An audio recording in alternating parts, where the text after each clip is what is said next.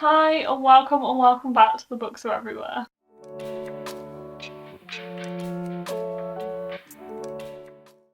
So today I'm here with my December wrap-up, the last wrap-up of 2021. I'm very excited to be entering a new reading year and be wrapping up my 2021 reading year.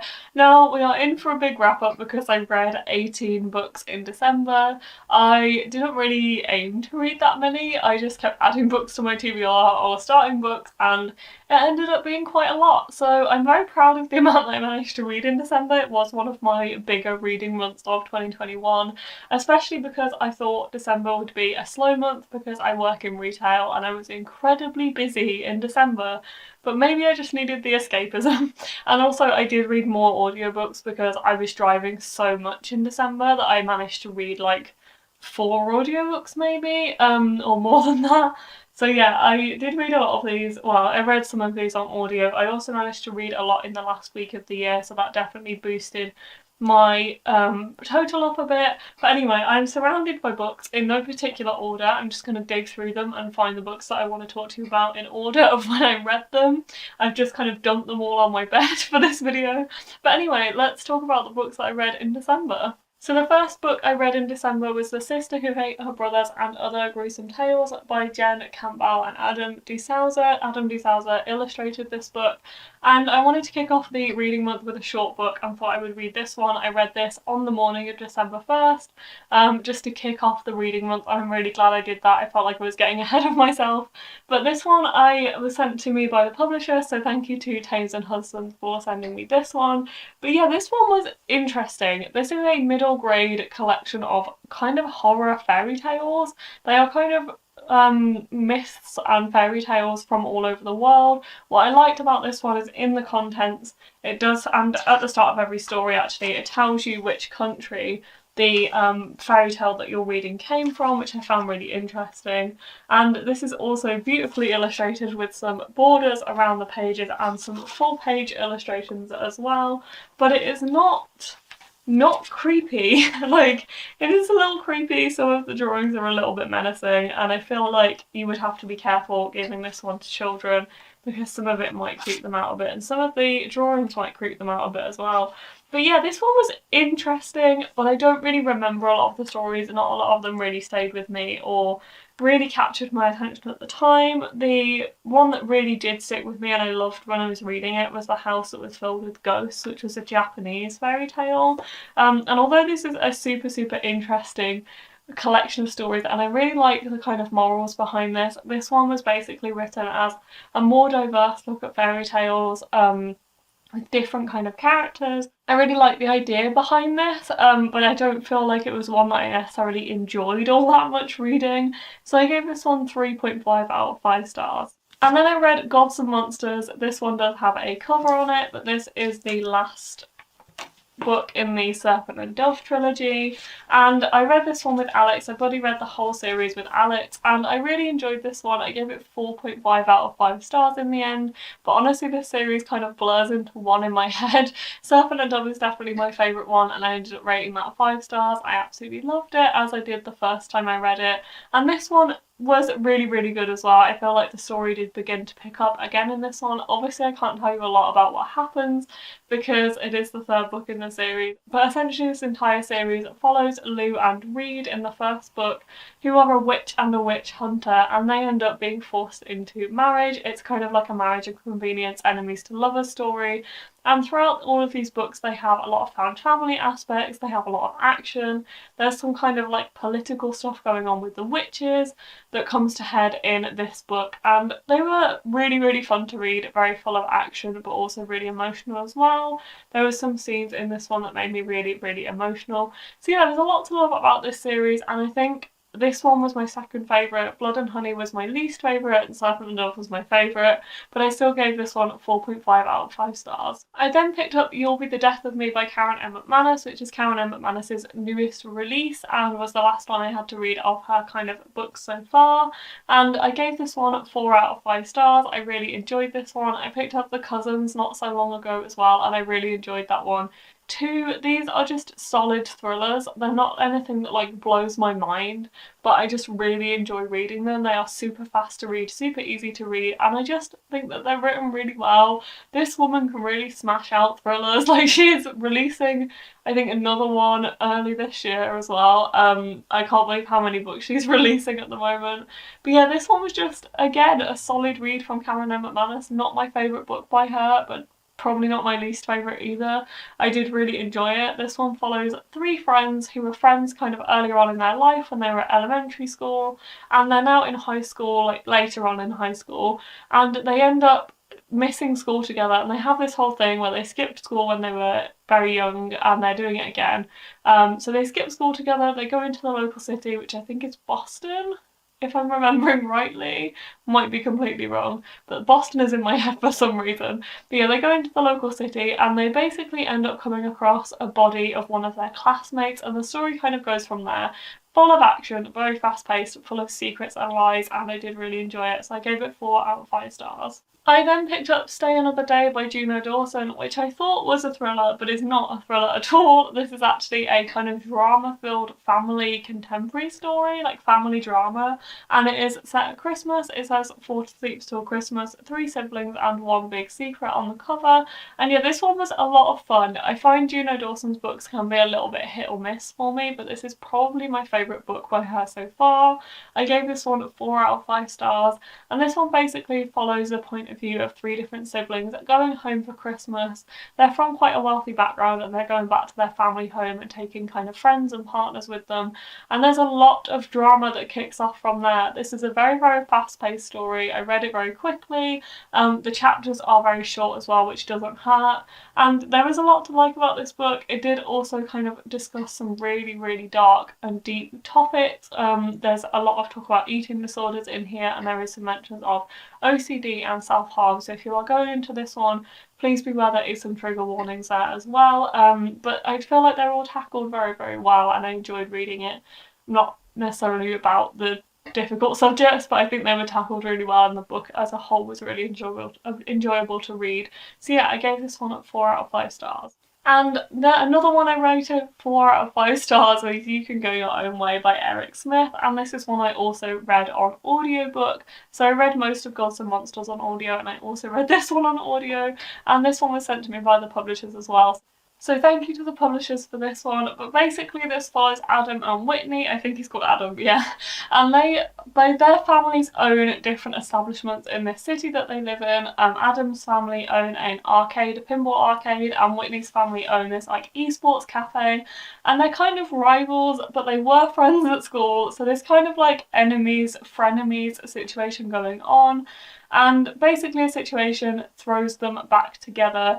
This one is set in winter. I wouldn't necessarily say it's a Christmas book, but it definitely gave me kind of wintry, Christmassy vibes, which I really, really enjoyed. And I kind of liked that it wasn't really focused on Christmas too much. I liked that it was more winter focused. And there's a snowstorm that happens that ends up trapping Adam and Whitney together.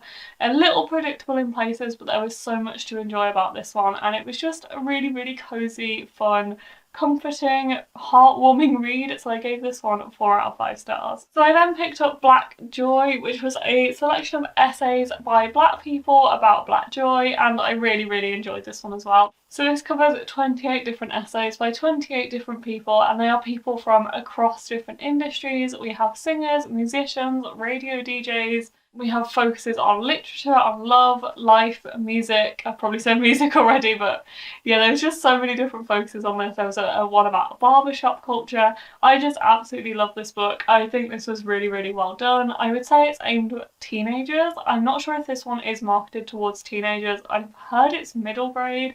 I would say I'd put this one towards teenagers as an audience, but I'd honestly say that anybody teen and above would find a lot in this one that they would learn, and I just thought it was really, really well put together. I really thought this was really approachable. All of the essays were about 10 pages long, so it's very easy to get through and read a couple at a time, and I just thought this was brilliant, something that everybody should read. 5 out of 5 stars. And I then went straight into another non-fiction, and I read Crying in H Mart, which was a memoir by Michelle Zauner. This is not a person I was aware of before picking up this book, but she is in a band called Japanese Breakfast, if you've heard of them.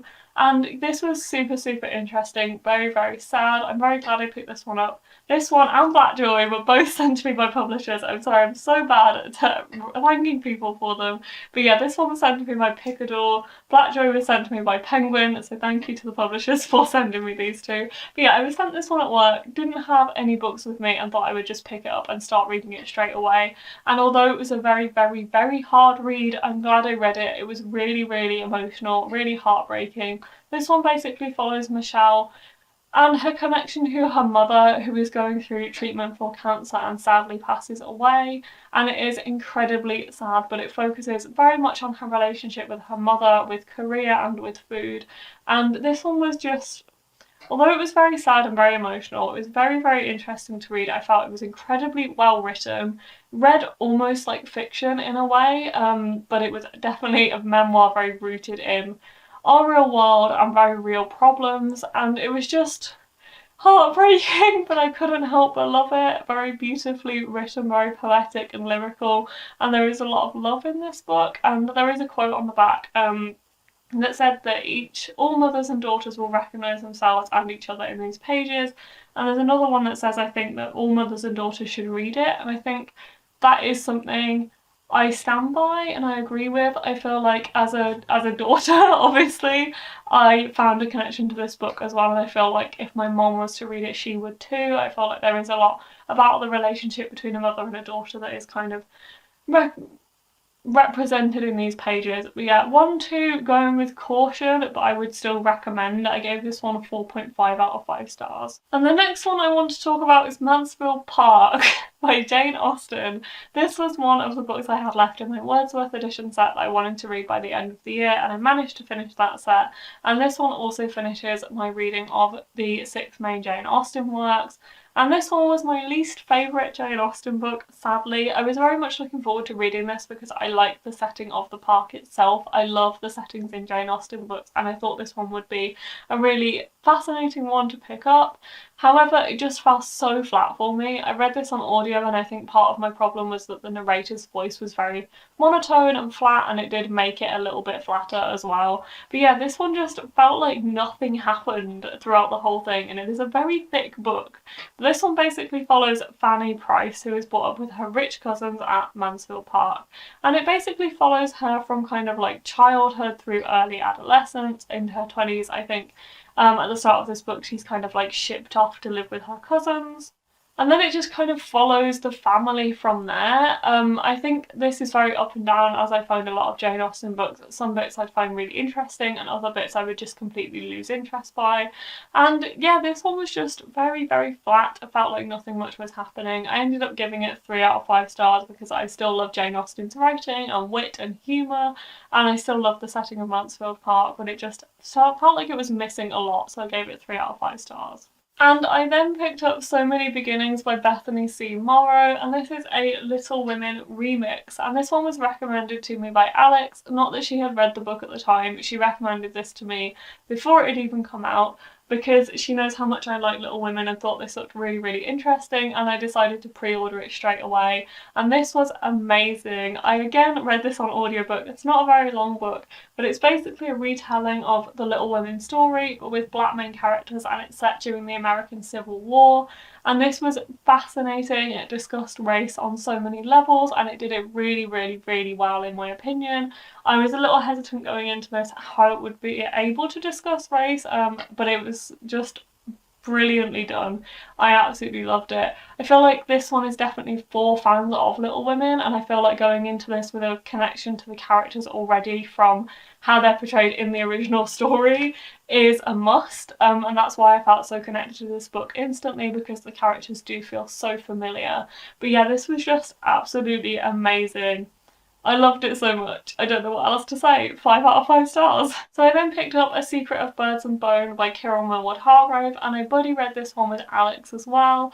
And this one was really enjoyable. This is a middle grade book by Kirill Millward-Hargrave, who writes for children, for adults, for teenagers, and for middle grade readers as well. There is such diversity in her work, and I read a couple of books by her this month as well, and I felt like she was just getting better and better with her writing. This one is her second to latest book and is aimed at 9 to 12-year-olds or middle grade people, children, or middle grade children, and I really enjoyed it. It's very unique. It's set in Siena and it follows two siblings and their mother, who is a bone weaver, I believe she's called, and they are orphaned very early on in this book, and there is a lot of mystery to it. I absolutely loved the setting of it.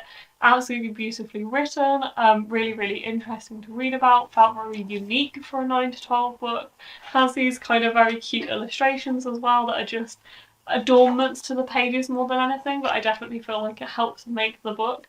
And yeah, this was just really interesting. I liked the sibling aspect as well. The characters were really interesting to read about. The city was beautiful, so I gave this one 4 out of 5 stars. And right off the back of that, I picked up Julia and the Shark, which is also by Kieran Millward-Hargrave and with artwork by Tom DeFreston, who is Kieran's husband. And reading this knowing it was a husband and wife team, I feel like it just made it so much more special for me.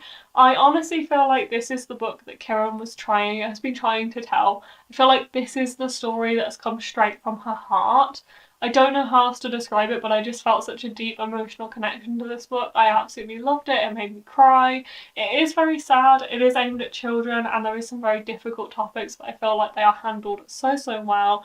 So this one follows Julia and her parents as they go to live on a remote Scottish island. Julia's mum is looking for this shark. She is a marine biologist, I believe, and she is on the hunt for this Greenland shark.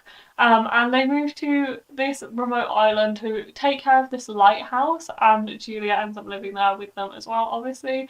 And this one was very sad. It explores mental health a lot in the terms of Julia's mom.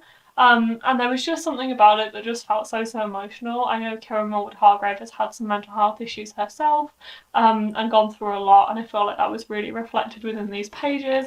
This book is also absolutely beautifully illustrated, and I absolutely loved it. Here's one of the beautiful pages. I read this in one sitting. I couldn't put it down.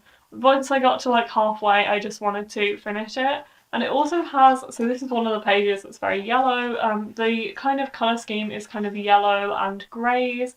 And it also has these pages which are like tracing paper, and you can see the words on the page underneath them, or the drawings on the page underneath them, but they also have kind of drawings on themselves, and this one has like birds on it. But yeah, I just found this one super interesting, super lovely to read, very heartwarming, but very emotional, and I just loved it. It was 5 out of 5 stars. I then picked up Diary of a Bookseller by Sean Bydell, I'm not sure, but this one I read on audio as well, and I really enjoyed it.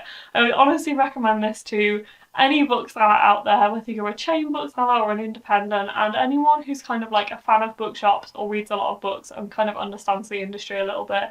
It is just so funny. It's a diary of a man. This is a real story, it's a memoir, and it is the diary of somebody who owns an independent bookshop in Scotland, and he just starts writing down things every day about his customers. Some of them are a little rude, but having worked in a bookshop for the past 2 years, I kind of understand. But yeah, this one was just so interesting, really fascinating if you're interested in kind of how an independent bookshop is run. And this one was super interesting in the terms of this being a second-hand bookshop, so there's a lot he does in the way of kind of like book trades and buying up a lot of bulk stock and things like that. But yeah, this one was just so funny for me, so relatable. If you work in a bookshop, I would highly recommend it. And even though this one is based on an independent store, and it does kind of talk down about big chains like the one I work at, I find that completely understandable. And I found it really interesting reading it from somebody's point of view who's owned an independent bookshop for the past kind of 15 years. It's also interesting because this one was published around 5 years ago, kind of looking back on some of the things that have changed in the past 5 years. But yeah, this one was just so witty, so funny. I love the narrator, even though it wasn't Sean himself. I now think of them as the same person because I feel like he fit very well. So I gave this one 4.5 out of 5 stars. I then picked up the Animal Crossing New Horizons Deserted Island Diary Volume 1 manga, which was chaos. I don't even know how to describe this book. I wanted to pick this up because I'm a massive fan of Animal Crossing, and for that reason obviously I was quite excited for it, but I didn't really know what to expect, and I started seeing kind of bad reviews, and yeah, I gave this one 2.5 stars. I didn't enjoy it very much. It is very, very odd. It contains 4 kind of mini comics following these 4 characters who have moved to this deserted island. Essentially, it follows the story of when you start playing New Horizons and you go to a deserted island, which is what I wanted from this book. However, it just had this really weird element of humour to it, which just completely went over my head. Didn't find it very funny at all. It's very odd. It's really odd. Like, my boyfriend said to me, there's good weird and there's bad weird, and this is just not the good kind of weird. This is just it's just weird.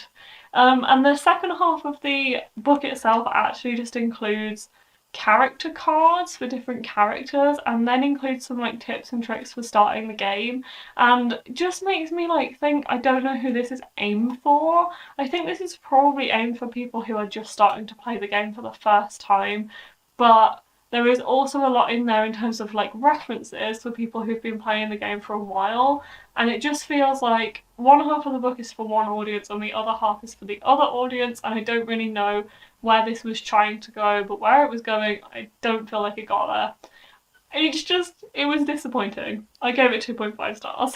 So I then picked up Midnight in Everwood by M.A. Cosnia. This is a proof copy. Again, it was sent to me by the publishing company, so thank you very much for sending me this one at HQ Stories. But yeah, this one was absolutely beautiful. This is a Nutcracker retelling that has a lot of like Narnia-based worlds, and I really, really liked it. It's set in Nottingham in 1906, I think, and it's for fans of Caraval and the Night Circus, and I definitely think, as fans of those books myself, that is a fair assumption to make. I really enjoyed this one. It was absolutely beautifully told. It's set at Christmas, it's set in winter, it's very, very snowy and beautiful. Love the atmosphere, but it also has these dark underlying tones of this kind of controlling relationship that was really interesting to read about and very hard hitting, and I just absolutely loved it. It wasn't a 5-star for me quite, it didn't blow me away, it didn't make me emotional in the way that I wanted it to. I find that 5-star reads for me are often ones that manage to make me really, really emotional, which this one didn't quite achieve, but I did still really, really enjoy it, and I rated it 4.5 out of 5 stars. I then picked up The Little Prince, and this one was interesting. This was the last book in my Wordsworth set that I wanted to read. It's very, very thin, and I read it in the last couple of days of the month, and this one was odd. I didn't know what to make of this one, but I wrote my review for it finally last night, and I just found it kind of insulting. Like, I read this book and it reminded me a lot of things that I read as a child, mainly Enid Blyton with her kind of wishing chair stories and the faraway tree stories. But yeah, this was just basically presumes that if you don't enjoy this book, it's because you're too much of a grown-up and you can't get back in that kind of whimsical head that you had as a child. And that's basically what this book says. So I feel kind of like guilty for not enjoying this book, and I don't like how that's like put onto the reader. So I just find it very odd, but essentially this follows the Little Prince. Well, it follows a pilot who is in the Sahara Desert, and then there's this prince that arrives, and it kind of goes from there into a very, very kind of whimsical, nonsensical story of like planets and going around the universe and some very odd stuff. And it also has like drawings in it throughout, which were very cute, and I really like the drawings, and there is like a lot to like about this book, and I do kind of see what people see in it.